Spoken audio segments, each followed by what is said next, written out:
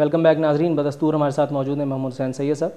सैयद साहब, आपके ख्याल में मुस्तफ़ा कमाल साहब और नेमतुल्लाह खान साहब किसने कराची की डेवलपमेंट के लिए, उसकी तरक्की के लिए, उसके शहरियों की फलाह बहबूद के लिए पहला कदम उठाया ट्रू स्पिरिट में? देखें, ये सवाल काफ़ी हद तक सियासी हो जाता है, लेकिन मैं समझता हूँ कि कराची में जितने भी मेयर रहे हैं, अगर आप 70s और 80s की और 90s की दहाई में जाएं और जितने भी एडमिनिस्ट्रेटर्स रहे हैं, तो सब ने कराची के लिए कुछ ना कुछ किया है। इसलिए कराची आज इस मुकाम पर है जिस पर आज ये है।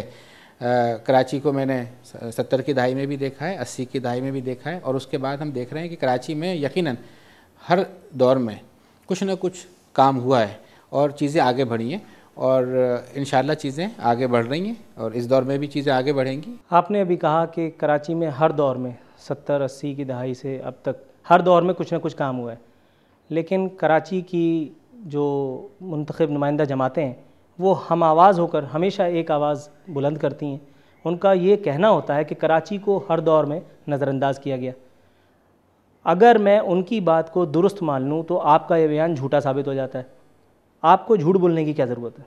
नहीं, झूठ की बात नहीं है। देखें सर, कोई तो झूठ बोल रहा है ना। वो कह रहे हैं कि कराची को 60 सालों से नज़रअंदाज किया गया, और आप मुझे ये नगमा सुनाने की कोशिश कर रहे हैं कि कराची में हर दौर में कोई काम हुआ। या वो झूठा, या आप झूठे, या मैं झूठा। नहीं, कोई भी झूठा नहीं है।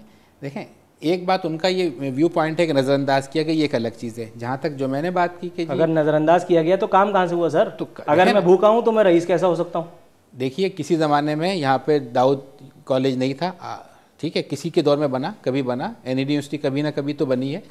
इसी तरह से कराची के अंदर जो कराची महदूद था वो आप सोराब गोड तक आगे कराची ख़त्म हो जाता, उसके बाद डेवलपमेंट हुई है, कभी ना कभी तो हुई है। किसी ज़माने में लांडी कोरंगी में आखिर तरक्याती काम ऐसे तो कब्रिस्तान भी बहुत भरे जा रहे हैं सर आजकल, तो ये इसे आप तरक्की मानते हैं? कब्रिस्तान में 4-5 आदमी जाया करते थे जी, अब एक लाट की लाट जा रही है। अब रोजाना कोई ना कोई पार्सल हो रहा है। डेवलपमेंट, आबादी में इजाफा होता है तो उसी तरह से डेथ में भी इजाफा होता है।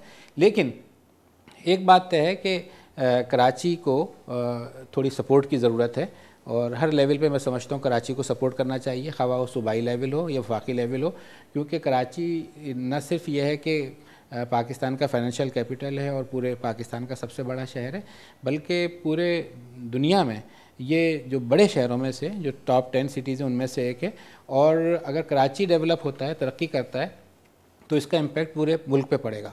3 अक्टूबर 2011 को एक तकरीब से खिताब करते हुए आप फरमाते हैं, ख़वातीन को जानवरों से मोहब्बत होती है। मैं अपने घर में देखता हूँ, मेरी अपनी बेटी के साथ भी ऐसा ही है। अपनी बेटी की जानवरों से मोहब्बत का तज़किरा करना तो आप एक पब्लिक फोरम पे नहीं भूले। उन सैकड़ों हज़ारों बेटियों का, उन बेटों का, उन माओं का, उनका क्या है सर? वो जो रोज़ाना पब्लिक ट्रांसपोर्ट में धक्के खाते हुए बुरी हाल में अपने ऑफिस जाते हैं, कोई ना कोई गिर के किसी न किसी बस के तले आ जाता है, अपनी जान को खो बैठता है। उन लोगों का तो कभी भी आपने नहीं सोचा। ये जानवरों की मोहब्बत का तस्करा चैमानीदार। देखें, जानवरों की जो मोहब्बत है वो बड़ी एक इम्पॉर्टेंट चीज़ है, लेकिन इंसानों को फरामोश कर देना चाहिए। देखें, इंसान से मोहब्बत एक अलग चीज़ है, जानवर से मोहब्बत एक अलग चीज़ है, और ये किसी तरह भी अच्छी बात नहीं है। देखें, दोनों अपनी जगह पे है। अशरफुल मखलूकात का दर्जा जितनी मैंने तालीम हासिल की है, इंसानों को हासिल। देखें, इंसान को जो अहमियत देनी चाहिए वो अपनी जगह पे बिल्कुल ठीक है, लेकिन उसकी कॉस्ट पर आप ये नहीं कर सकते कि किसी जानवर के साथ आप जुल्म करें, कि किसी गधे पे ज़्यादा बोझ डाल दें, गधा ज़ख्मी कर रखें, कोई जानवर रोड पे पड़ा हुआ और ज़ख्मी हालत में हो तो आप उसको। तो मैं समझता हूँ कि जो पेट के लिए ज़रूरी नहीं है कि आप कोई बहुत महंगा जानवर रखें। एक आम सी बिल्ली जो आपके घर के दरवाजे पे आती है, इसको आप दूध पिला दें तो ये आपका पेट हो गया। मेरे पेट में दर्द है और आप मुझे सर दर्द की गोली खिला रहे हैं, कोई फ़र्क नहीं पड़ेगा। मेरा सवाल कुछ और था, मैं दिखाव हो रहा था, पूछ ही रहा था। जानवरों की मोहब्बत का तस्करा मैंने इसलिए किया ताकि आपको एक रेफरेंस दे सकूं। सवाल मेरा पब्लिक ट्रांसपोर्ट की जो हालत ज़ार है वो था। उन बेटियों, उन बेटों, उन माओं, उन लोगों का क्या? जी, मैं आपसे ये अर्ज़ करता हूँ कि जो कराची है, कराची का जो अलमिया है वो सिर्फ 2 है। सबसे बड़ा अलमिया कराची का ये है कि कराची को पब्लिक ट्रांसपोर्ट के हवाले से मास ट्रांजिट की कोई स्कीम नहीं मिली। ये दुनिया का वाहिद बदकिस्मत शहर है कि इतना अरसा गुजरने के बाद ना यहाँ पे रैपिड बस ट्रांसपोर्ट है, ना यहाँ पे लाइट रेल है, ना यहाँ पे मेट्रो है, हत्ता कि यहाँ पे लोगों के लिए बस भी नहीं है। और जो बड़ी बस है वो यहाँ पर चल नहीं सकती, इसलिए नहीं चल सकती है कि वो आप जब तक सब्सिडाइज़ ना करें तो बड़ी बस में ट्रांसपोर्टर को वारा नहीं आता, कोई नहीं चलाएगा। और छोटी बस जिसको आप मिनी बस कहते हैं, ये पहले आती थी जापान से, अब ये आना बंद हो गई। जितनी बस ख़राब हो जाती है, जल जाती है, वो उस दिन से रोड पे ऑफ हो जाती है, तो उसके बाद नई उसका सब्स्टिट्यूट नहीं आता।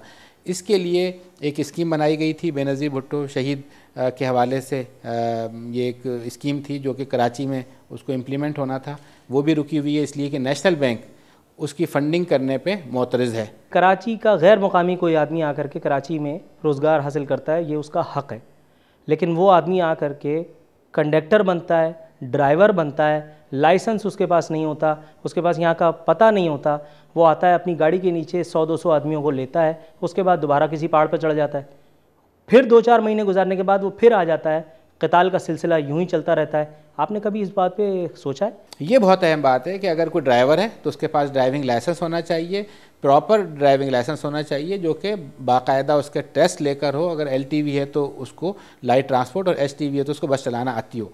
और इसी तरह से बाकी भी जो ट्रेड हैं और काम है, उनका अगर प्रोफेशनल एक्सपीरियंस और एक्सपर्टीज़ की रिक्वायरमेंट है तो उसको वो आना चाहिए कि एक वैक्सीनेटर है और कोई इंजेक्शन लगाने वाला है, तो अगर ऐसे ही कोई आदमी लगा देगा तो मार देगा। वो तो मैं जानता हूँ सर कि ऐसा होना चाहिए, ये तो है, ऐसा हो रहा है या नहीं? देखिए, इसके अंदर क्योंकि कराची के अंदर नफरी की कमी है, ये चीज़ जो है ये ट्रैफिक पुलिस का डोमेन होता है कि वो रोड पर इसको इम्प्लीमेंटेशन कराती है, इन्फोर्समेंट कराती है। अब आप देखें कि कराची के अंदर जो आबादी है तकरीबन 20 मिलियन को तजावज़ कर रही है, 2 करोड़ आबादी का ये शहर है। और इसके लिए आप देखें ट्रैफिक नफरी कितनी कम है, हत्ता कि उसको पूरा करने के लिए हमको हर जगह पर अपनी जो वार्डन सर्विस है जिनका फंक्शन कुछ और है, उनको हम ट्रैफिक की नफरी को रीइंफोर्स करने के लिए, उसको सपोर्ट करने के लिए खड़ा करते हैं। आपने कभी वज़ारत को रिकमेंडेशन भेजी ये सब खामियों को निशानदेही? देखिए, ये तमाम चीज़ें हमारी जो मीटिंग्स होती हैं, रीजनल ट्रांसपोर्ट अथॉरिटी की मीटिंग्स होती हैं, उसमें ये चीज़ें डिस्कस और डेलिब्रेट होती हैं। और जो इससे ऊपर के फोरम है सब पे डिस्कशंस होती हैं और इस पर कोई ना कोई वर्किंग भी हो रही होती है। लेकिन जहाँ पर अगर आप देखें कि 200 बस गुजर रही है एक रोड से, उसमें 2 बसों को उन्होंने चेक किया क्योंकि नफरी आपके पास इतनी है, और 2 को चेक किया, उसके अंदर आपने चालान कर दिया। तो इसमें मैं समझता हूँ कि ट्रैफिक नफरी की ज़रूरत है, इन्फोर्समेंट का निज़ाम मज़ीद बेहतर बनाने की ज़रूरत है, और साथ में यह है कि अगर जो सज़ाओं का निज़ाम है उसको भी इम्प्रूव करने की, उससे भी पहले एक चीज़ की ज़रूरत है सर जो आप बोल रहे हैं, और वो है किसी काम को सही करने की विल। नाज़रीन, गुफ्तगू सिलसिला जारी रहेगा मगर एक वक्फे के बाद।